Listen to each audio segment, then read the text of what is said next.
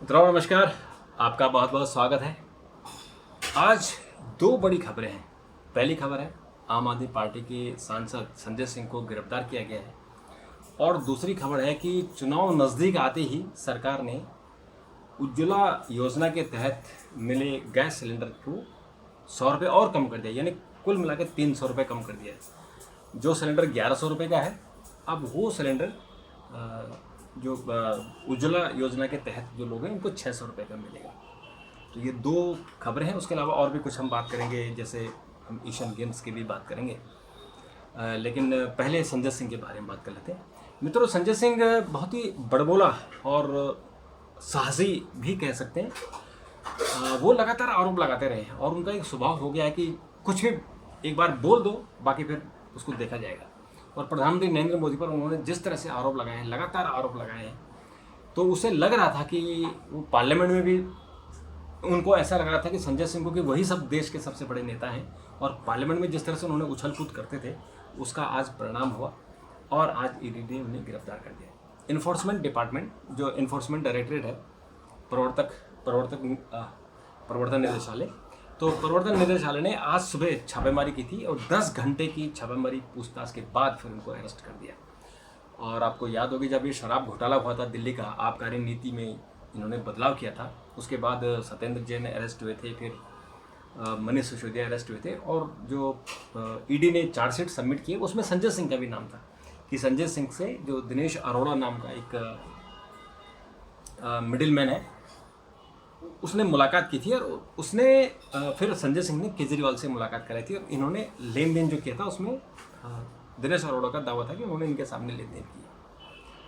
तो इसको लेकर 2021 से ये मामला चल रहा था। फिर धीरे धीरे आगे बढ़ते बढ़ते फिर मनीष सिसोदिया अरेस्ट हुआ, फिर आज संजय सिंह अरेस्ट हो गए। और संजय सिंह को लोग जो राज्यसभा की कार्रवाई से भी सस्पेंड किया गया, क्योंकि वहाँ उन्होंने बहुत हंगामा किया था और उनको अनिश्चितकाल के लिए सस्पेंड किया गया है। तो वो अनिश्चितकाल कब खत्म होगा इसके बारे में पता नहीं है। तो अब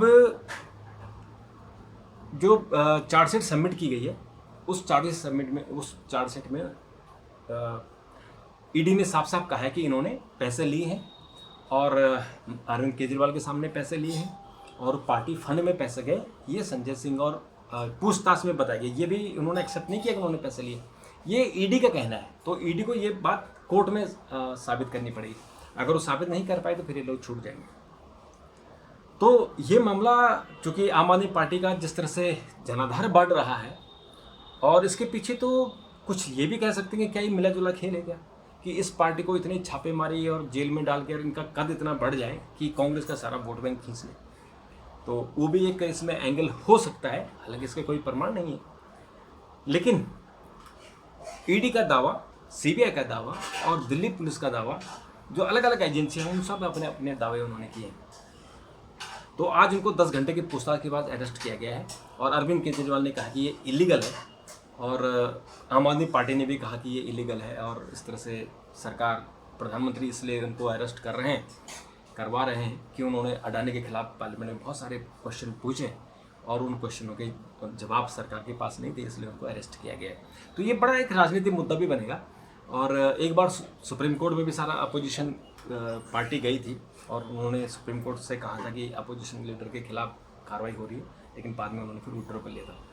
पर मित्रों, आज एक चीज़ जो सबका ध्यान आकर्षित करेगी कि जो इंडिया गठबंधन है, जिसमें अरविंद केजरीवाल भी शामिल हैं, और वो लगातार इंडिया के जो जितनी भी उनकी मीटिंगें हुई है वहाँ सब गए हैं, चाहे पटना हो, बेंगलोर हो, दिल्ली हो, मुंबई हो, वहाँ मीटिंगों में अरविंद केजरीवाल को बुलाया गया।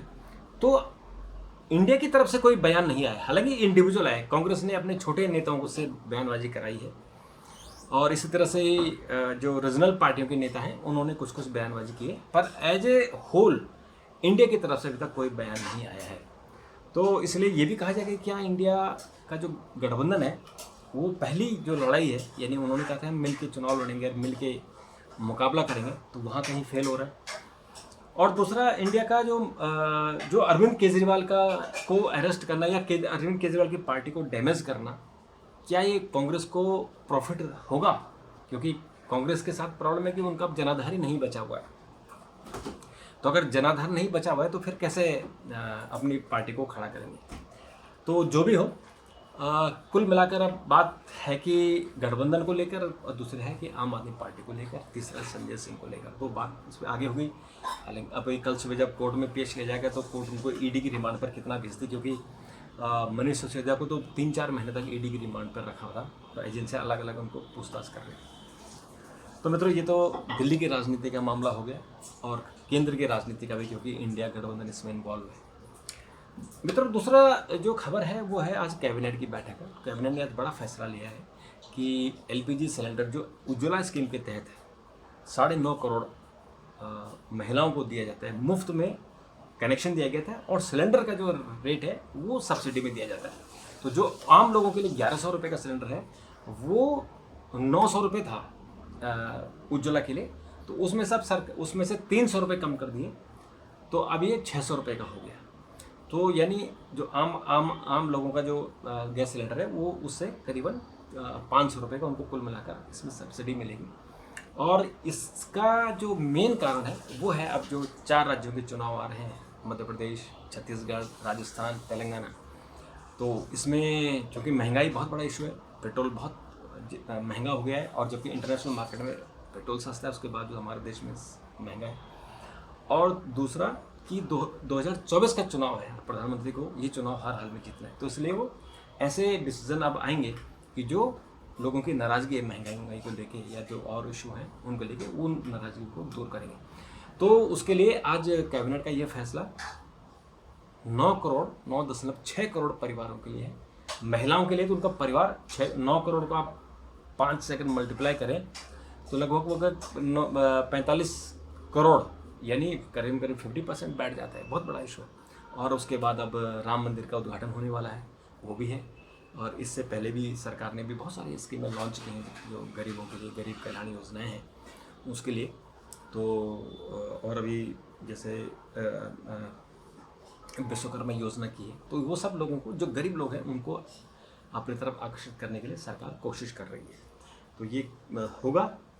और मित्रों, एक और खबर है जो हमारे खिलाड़ियों की तरफ से है, एशियन गेम्स को लेकर।